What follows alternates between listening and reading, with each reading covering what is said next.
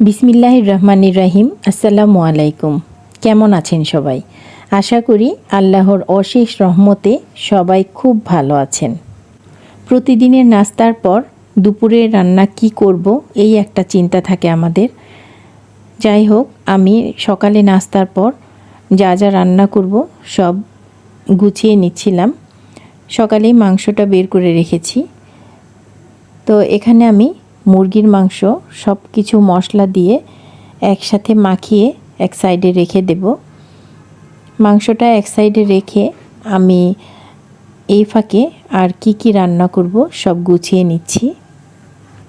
মাংসটা এভাবে সব মশলা দিয়ে মাখিয়ে কিছুক্ষণ রেস্টে রেখে দিলে রান্নাটা খেতে খুব ভালো লাগে। যেহেতু আজকে আমার খুব তাড়াহুড়ো নেই, এই কারণে মাংসটা আমি কিছু সময় রেস্টে রেখে দিলাম। সকাল সকাল মাছ মাংসটা বের করে রাখলে, এভাবে একটু গুছিয়ে নিলে কাজটা এগিয়ে থাকে।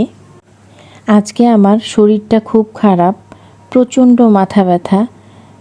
সকালে নাস্তার পরই চিন্তা করলাম কি রান্না করব, তাড়াতাড়ি করে ফেলব। যতই তাড়াতাড়ি করি না কেন, রান্নাঘরে ঢুকলে অনেকটা সময়ই লেগে যায়। এই তো এখানে আমি বরবটি ভাজি বসিয়ে দিলাম। এই বরবটি ভাজিতে শুধু পেঁয়াজ, কাঁচামরিচ আর সামান্য একটু করে মশলা দিলাম, একটু হলুদ আর ধনিয়া। এই ধনিয়াটা আমার ভাঙানো ধনিয়া, আমি ভাঙানো মশলা খাই। তো এখানে অন্যান্য মশলাও আছে, এটার ঘ্রাণটা খুব ভালো। জাস্ট একটু দিলে ভাজিতে খুব ভালো লাগে। যে কোনো ভাজিতে খুব বেশি মশলা দিলে ভাজিটা খেতেও কিন্তু ভালো লাগে না।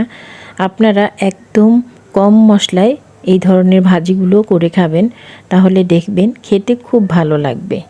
এটা আমার পছন্দ, অনেকের নাও হতে পারে। এখন আমি ছোট মাছ রান্না করব। ছোট মাছটা আমি সবজি দিয়ে যেভাবে রান্না করি, এটা এর আগের একটা ভিডিওতেও আমি দিয়েছি।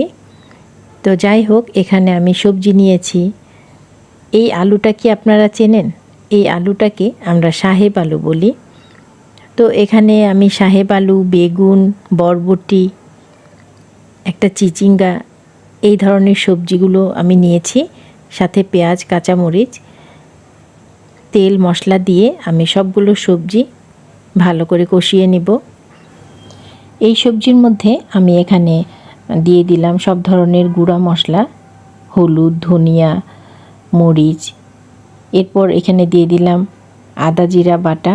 এই আদা জিরা বাটাটা একসাথে ছিল, তাই পরিমাণ মতন এখানে আমি দিয়ে দিলাম। এখন আমি সবজিটা খুব ভালো করে কষিয়ে এর মধ্যে আমি ছোট মাছগুলো দিয়ে দিব। এই মাছগুলোকে আপনারা কে কী নামে চিনেন একটু বলে যাবেন প্লিজ। ছোট মাছগুলো দেওয়ার পর একটু 2-3 মিনিট কষিয়ে আমি এখানে ঝোলের জন্য পানি দিয়ে দিব।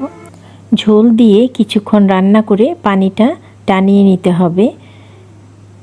যাই হোক, আমার ছোট মাছের চচ্চড়িটা বসানো হয়ে গেল, এটা রান্না হতে থাক। এক চুলায় চচ্চড়ি, আরেক চুলায় আমার ভাত হচ্ছে। প্রথমে তো আমি বরবটিটা ভাজি করে নিয়েছি, ভাতটা ঢাকা দিয়ে দিলাম। চচ্চড়িটাও হয়ে গেল। চচ্চড়িটা চুলা থেকে নামিয়ে আমি মুরগির মাংস রান্না করে নিচ্ছি। মুরগি মাংসটা আমার প্রায় রান্না হয়ে গেছে। আমার ভিডিও যদি আপনাদের একটুও ভালো লেগে থাকে তাহলে আমাকে কমেন্ট করে জানাবেন প্লিজ। সবার জন্য দোয়া ও ভালোবাসা রইল। সবাই ভালো থাকবেন, সুস্থ থাকবেন আর আমার জন্য দোয়া করবেন।